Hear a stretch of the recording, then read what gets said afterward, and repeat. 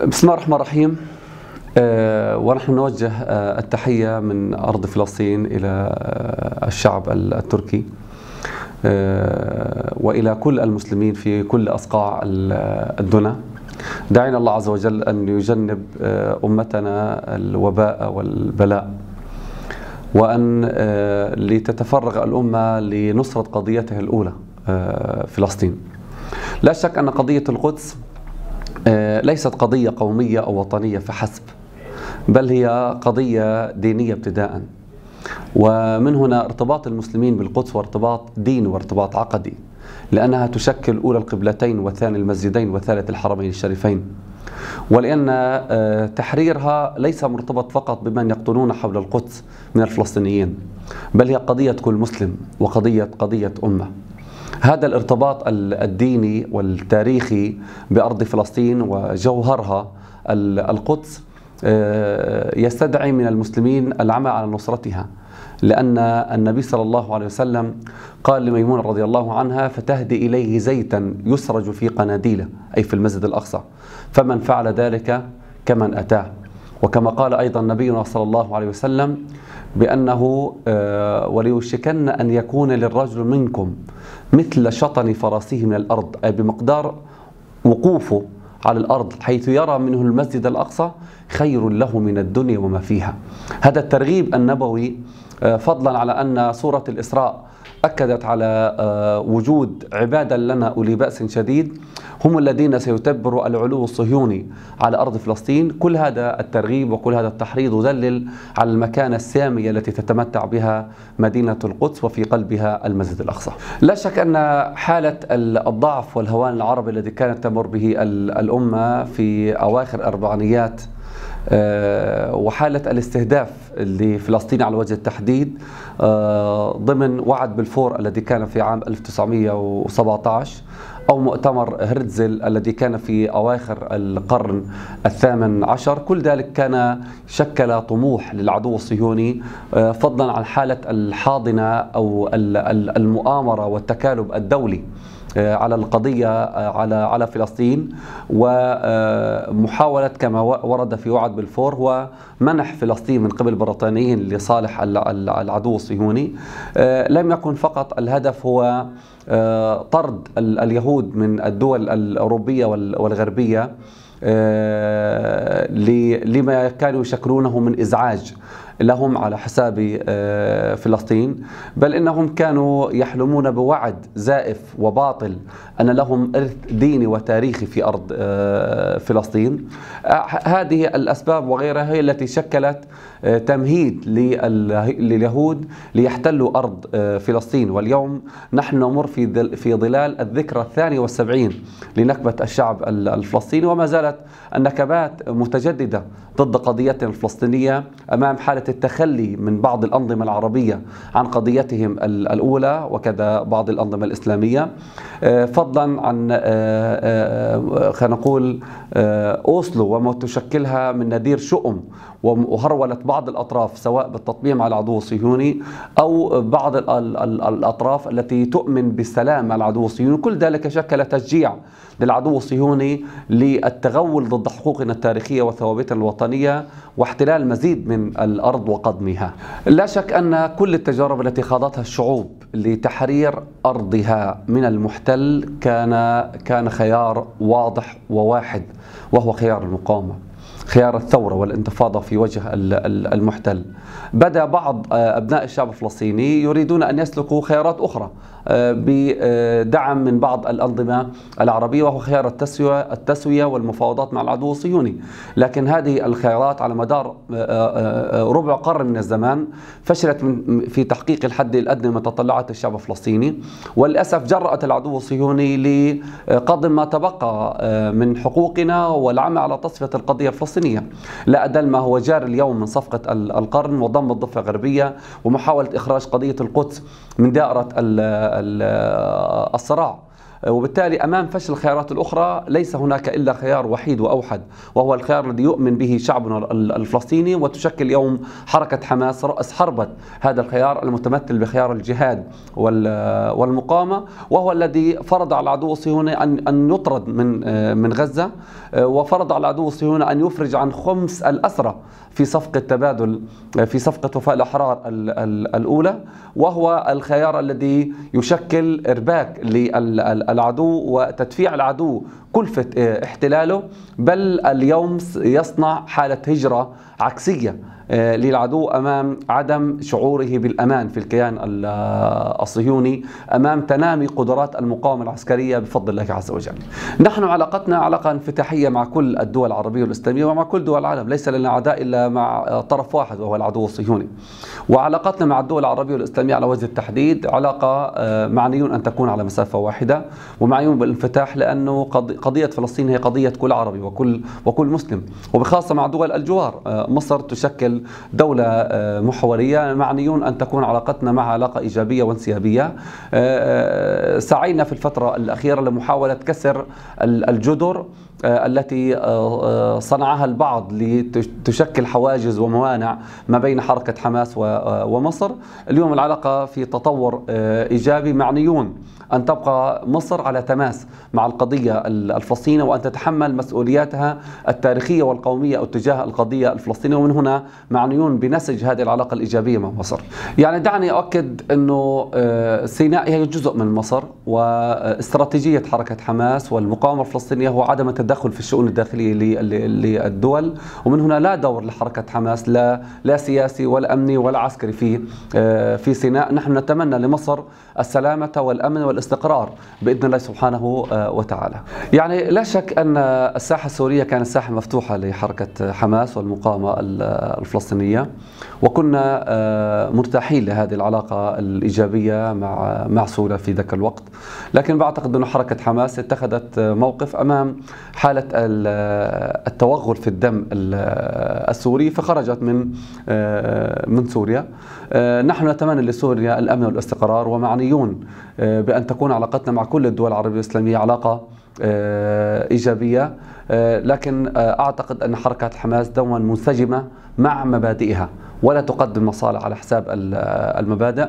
هي تؤمن بحرية الشعوب، تؤمن بضرورة ألا يكون هناك ثمة قتال داخلي، لأن المستفيد من أي حالة ارتباك في العلاقة البينية العربية أو العربية الإسلامية هو العدو الصهيوني الذي يسعى إلى تغذية هذه الخلافات ليتفرغ لاستهداف القضية الفلسطينية واستهداف المنطقة برمتها.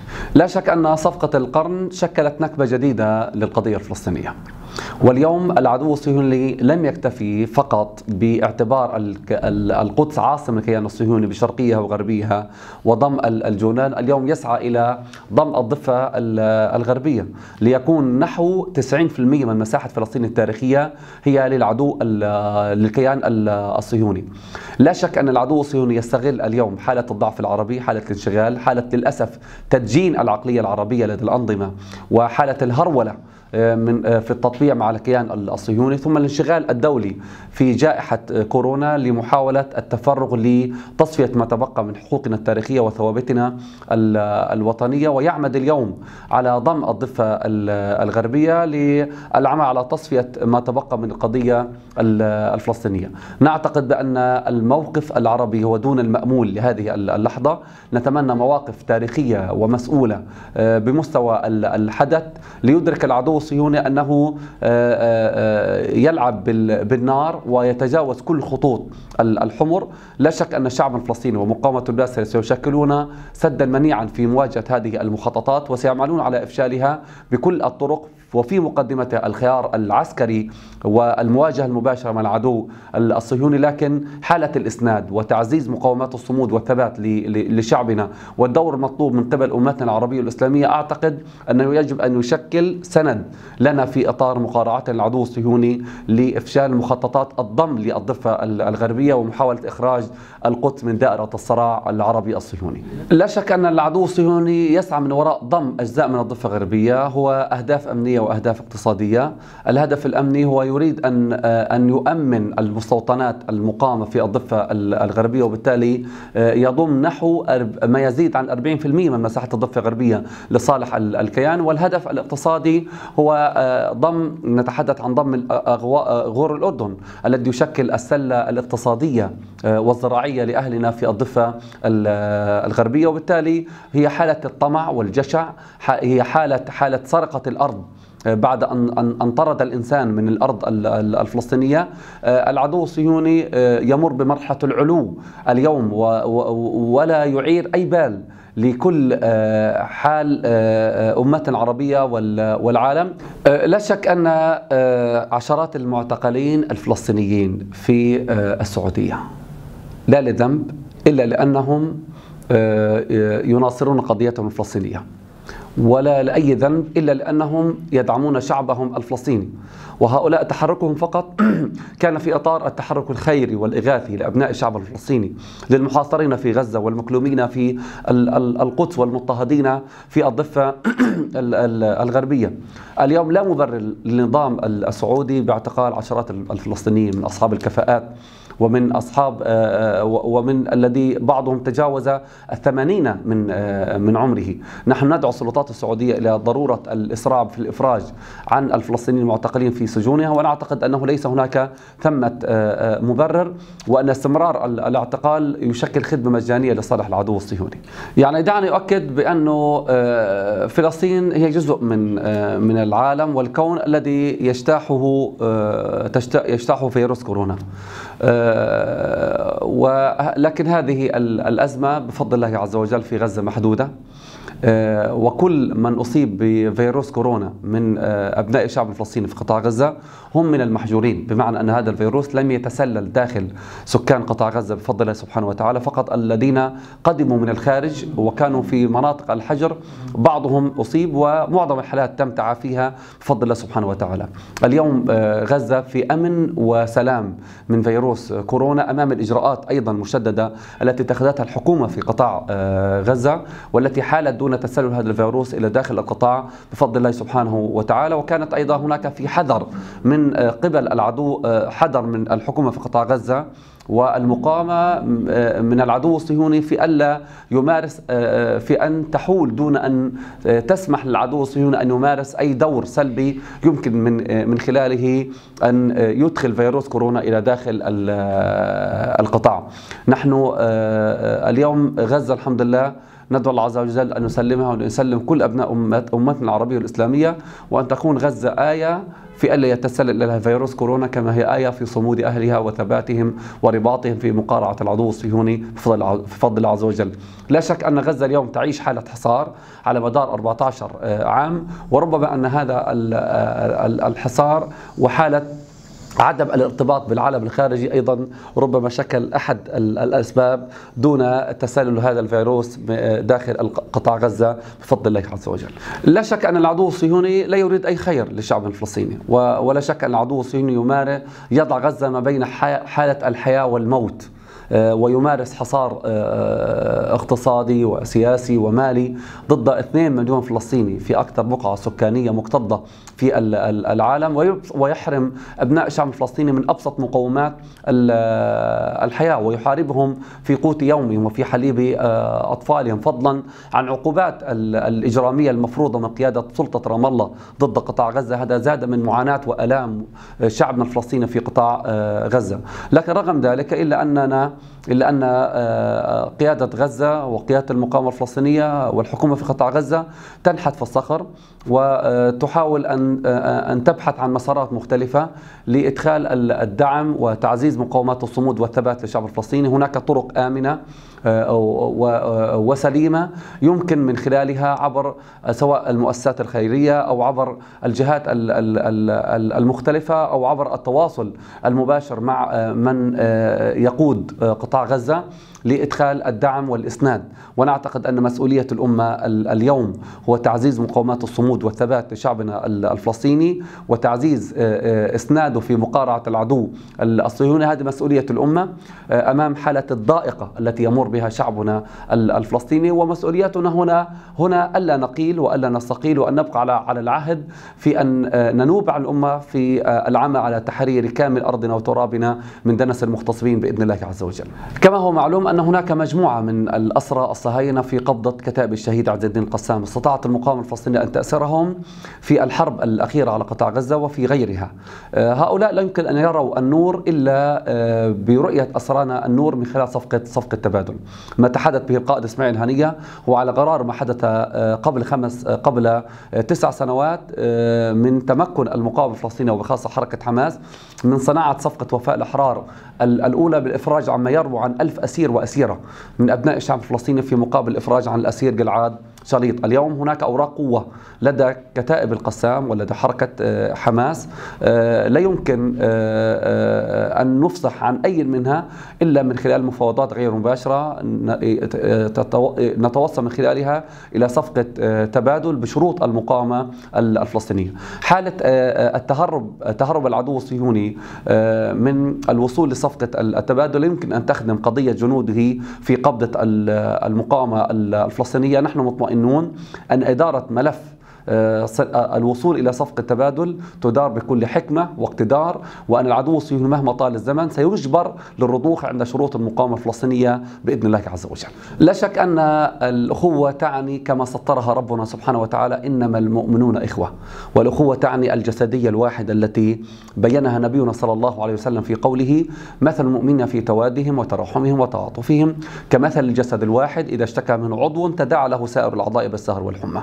واليوم الأخوة في إطار العلاقة الفلسطينية مع أبناء أمتنا العربية والإسلامية هو اليوم أن تتداعى الأمة لنصرة فلسطين، وأن تقف أمام الجرح الغائر الذي يمر به الشعب الفلسطيني، وبخاصة في الذكرى 72 لنكبة شعبنا الفلسطيني.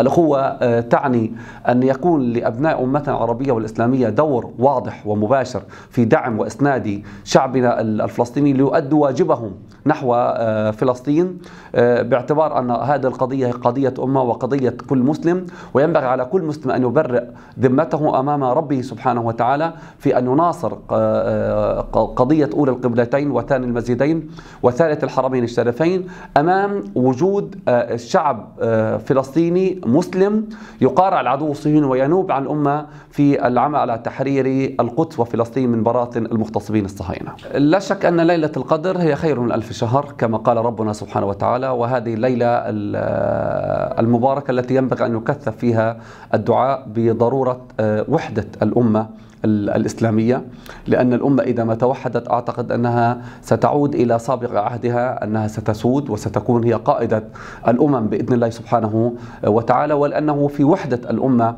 تسريع في تحرير فلسطين من الاحتلال الصهيوني، تكثيف الدعاء بأن يجنب الله سبحانه وتعالى أبناء الأمة الإسلامية من وباء وفيروس كورونا، تكثيف الدعاء بأن يكون هناك الانتقام من الذين يعادون الأمة الإسلامية، وأن يكون مكرهم وغيظهم يرد إلى نحورهم بإذن الله سبحانه وتعالى، تكثيف الدعاء بأن يحرر الله عز وجل الأسرى الفلسطينيين والأسرى المسلمين من كل السجون الظالمة، تكثيف الدعاء وأن نعمل جديا على أن نناصر فلسطين، وأن ندعو الله عز وجل أن يحرر المسجد الأقصى، وأن نظفر مع أبناء أمتنا الإسلامية بسجدة وصلاة في المسجد الأقصى وقد تحرر من دنس المغتصبين بإذن الله عز وجل. مزيد من التقرب إلى ربنا بالطاعات، وأن نتزود في ليلة القدر وفي شهر رمضان في هذه الليالي الأفضل على مدار العام، نتزود